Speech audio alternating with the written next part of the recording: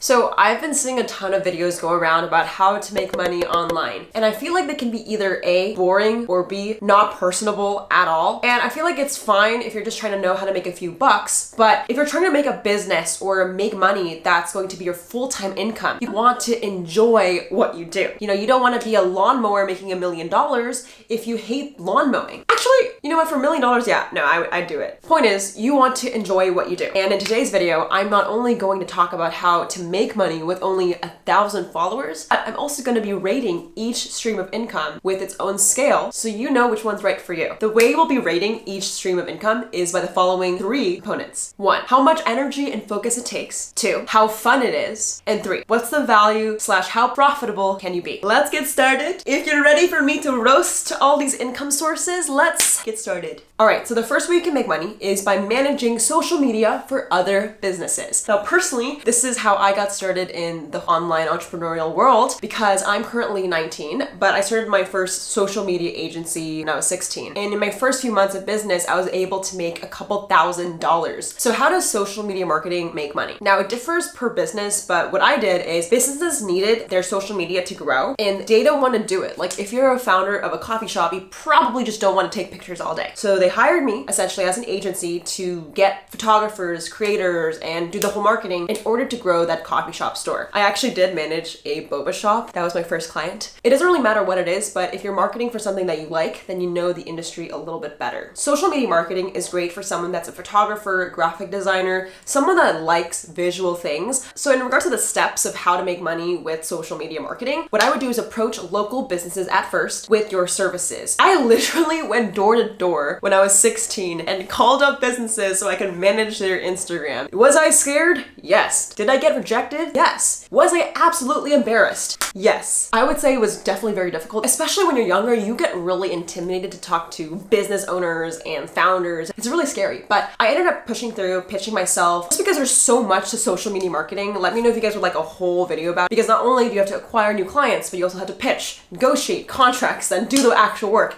then implement and report. So this is where my personal thoughts come in. On a scale of 1 to 10, this definitely takes a 10 out of 10 for energy. My God, will you come out of this exercise feeling really, really raw, because people will rip you apart. Social media marketing is very people-oriented. Essentially, you'll be talking to people, and if you don't like this, it's not for you. It takes a lot of energy and you might get rejected. Now, for fun, I give social media marketing a 7 out of 10. It's definitely super fun, and you're able just to create content, make Instagram feeds, and if you enjoy those things, that's even better. It can get a little routine-oriented because social media marketing is kind of the same thing every day, but I do think the work itself is really fun. It just can get very repetitive pretty soon. Now, for value, I think social media marketing is definitely a 8 out of 10. You can make a lot of money with having an agency. I definitely think there's like the people with Lamborghinis on YouTube have a social media marketing agency, right? So like it's very evident that you can make 6 figures or 7 figures by helping brands with social media. The only thing that I have to say about it is you have to understand that if you're trying to build a sustainable business, you will need to build a team. So I give it an 8 out of 10 because you still have expenses as an agency. Not that much really to get started with, but in order to scale and grow it, you might have to pay people, employees, and contractors. So just wanted to be honest with you guys. Overall, I think it's a great experience if you like visual things. All right, the second way you can make money is number 2, real estate photography. Now, the reason why I added this to the mix is I personally got myself kind of into this earlier this year. I wasn't super successful with it, but that's why I wanted to talk about it. So what this is essentially you just take photos for real estate agents, property managers, basically take pictures of houses so they can market it to their listings. You can make a lot of money from this. I will get into that in a little bit, but basically this is great for someone who has a little bit more knowledge in photography and hates working with people. If you like social media because you like visual stuff, but you hate people, this is really good for you. You deliver drone shots or a certain angle of the house, and as long as you deliver it and it looks good, you're not going to have so much negotiating with that. There's still a lot of talking to agents, but there's less of it than talking to businesses. So if you'd like to take photos for real estate agents, this is what you can expect. Personally for me, I emailed agents in my hometown, Portland. I basically said, hey, I manage a few photographers. This is some of our work. Let me know you're interested for us to shoot your next property or listing. I charged each set around $500 to $1,000. I personally didn't take the photos. I managed people who took the photos. If you're wondering why I did this, I'm extremely experimental and I start random businesses because I'm bored all the time. But long story short, I did that earlier this year and it definitely worked. Real estate agents replied website and they approve budgets of sometimes more than $1,000. And to answer your question, how much money can you make from this? A lot. If you're charging anywhere from $1,000 per shoot and you're shooting every weekend, you could easily be making up to $10,000 a month. $10,000 a month, man, pretty good, pretty good. So in regards to my personal thoughts, I would give this a 6 out of 10 in regards to focus and energy. It is a lot of on-site shooting. You have to travel quite a bit. Like for the most part, I just think there's less expectation from the client because as long as you deliver the photos of the house, then you have a bit more leeway versus social media marketing. If you literally don't portray the brand in that angle, the voice and all those things, it's a little bit more hectic. So that's why I give it a 6 out of 10 in regards to amount of focus and energy you'll need. I would give this a 4 out of 10 in regards to how fun it is. You definitely get to travel, but it's pretty repetitive. It's extremely routine oriented. You kind of shoot the same things, but it allows you to have financial freedom, which I give this specific industry a 9 out of 10 for value. You can make a lot of money from it. It's pretty profitable because you don't need a ton of people to help you if you are a photographer yourself and you have the equipment. You should have equipment already. That's one thing to know, but you'll easily make it back if you're doing enough outreach and you get your clients. So that's what I did for the beginning of this year. I don't do any more because again, I got really bored. But if you like photography, but you don't like talking to people, this might be for you.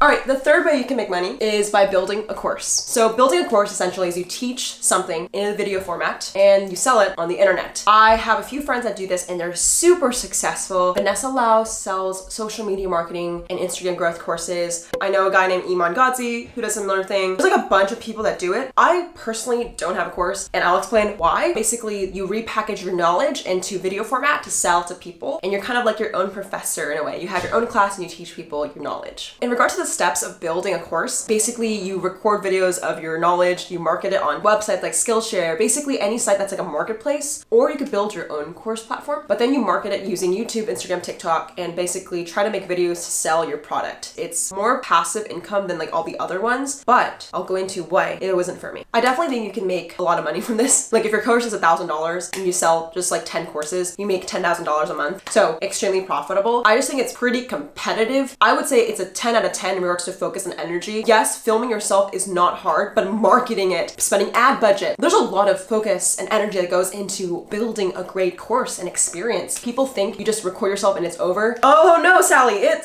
takes a lot of sweat, blood, and tears. I think it's blood, sweat, and tears, but you get the point. I would give this a 7 out of 10 for being fun. I think it's really fun if you like talking. If you don't like talking, this might be absolutely horrific. I remember personally for me, I get really bored watching webinars. Like I cannot sit for an hour. So I definitely didn't want to make a course because I don't like doing that. So in the future, if I were to build a course, it would just have to be really fun, energetic, animated, honestly ADHD, and that's personally the method of how I learn. So just something to keep in mind. It's fun if you enjoy talking and if you like the work you're making. And of course, value, it's a 10 out of 10. I think it's extremely profitable if you have things that you want to share, and especially with the educational system that's kind of messed up. If you're providing people an affordable way to learn rather than going to school. All right, let's talk about number 4, Etsy. So if you sell a product and you have a little bit of a crafty mindset, this is for you. I started out my first business ever, like when I was 9, I believe it was selling keychains, or I forgot if it was the Well, one of my first businesses ever was when I was 9 years old and I made clay keychains out of polymer clay and I sold it on Etsy, eBay, and everywhere. So I definitely think that if you're someone that loves crafts and knickknacks, you don't mind sitting at a table just making random things or importing things and then exporting them to sell on your website, I think this business is for you. If you're trying to sell a product, what I would do is create something that you love, start there. Like you don't want to sell something that you don't like because then you don't know how to market it as well. So right after you have the idea of the product, you want to build a website, I recommend Shopify. Anywhere really works, but I recommend them. And if you would like, you can just market it on YouTube, TikTok, and Instagram, which I'm thinking to develop more about how to do that step by step. Let me know if you guys would like to see a more in-depth more about how to market e-commerce store, since I had experience with that. But long story short, you have the product, you build a site, you market it. That cycle is kind of the game. Now I know I skimmed over a lot of details, but like I said, let me know if you like a whole video about that. So personally for me, I literally had an e-commerce store called Simply Kawaii. I sold squishy buns and clay keychains. It was very unprofitable. I just enjoyed it so much. I really didn't care about the money. Like I made $5,000 when I was like 9 years old, but I also spent like $5,000 to do it. It's less profitable, but it's really fun. So here's my personal thoughts. I definitely think building an Etsy or e-commerce store will take a lot of energy. I will give this a 9 out of 10 in regards to required focus, but I give this a 10 out of 10 in regards to how fun it is. Man, like I really wish I still had my e-commerce store because it was just so fun making polymer keychains. Like look here.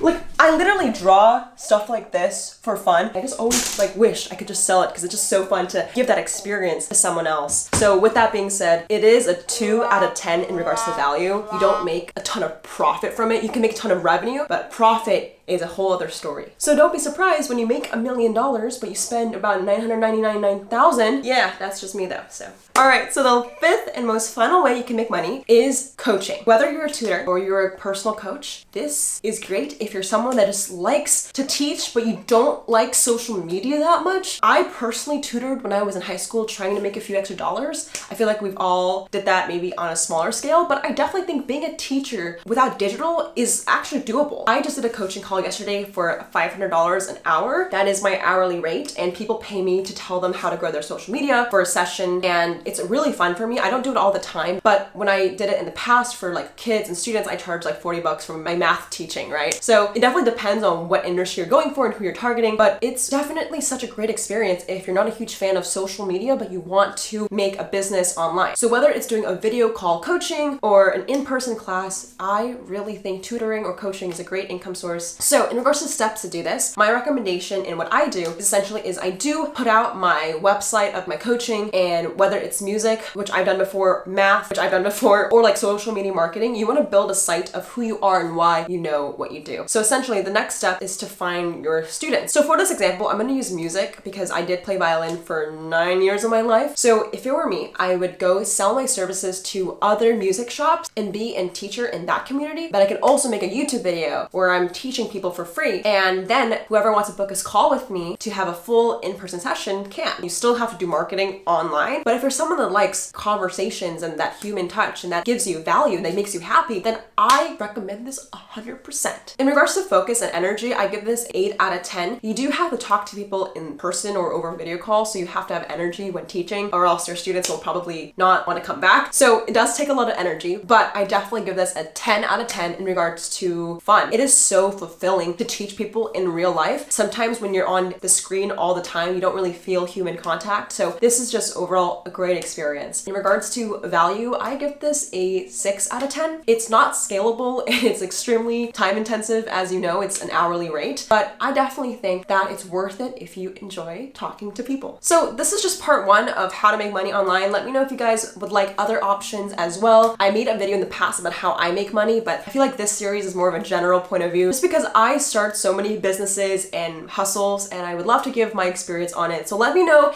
if you like a part 2 and I'll definitely make that video. I want to leave off this video with one last important note. If you made it towards the end, like I don't even know what to say. I freaking love you, Dharma Nation. Y'all are the best. I want to say if you want more marketing tips, I do have a podcast and you guys can listen to more of the secrets and tips of how to market yourself for your online businesses. I will link it below in the description if you want to check it out. All right, so this leads us to the final thing I want to go over. I'm literally so excited. So say you have 5 businesses and you realize, okay, maybe 3 of them are the ones that you actually would enjoy doing. Imagine you're just able to make $1,000 from each type of business. So in the course of a month, you make $3,000 total. I think the key with starting a business is to mix and match, try different things that resonate with yourself to see if you want to keep continuing it. You don't have to marry the first person you see, so you don't have to continue the first business you start with. So with that being said, I hope you know that you don't necessarily need a 9 to 5 in order to survive. You can take these tips and tricks and build a lifestyle for you. You might want to balance some of these businesses with your other job. You might just want to do one side hustle and make it your full-time thing. Everybody is different and it all depends on your goals, and I hope you guys enjoyed today's video. Shout out to the comment winner. Shout out to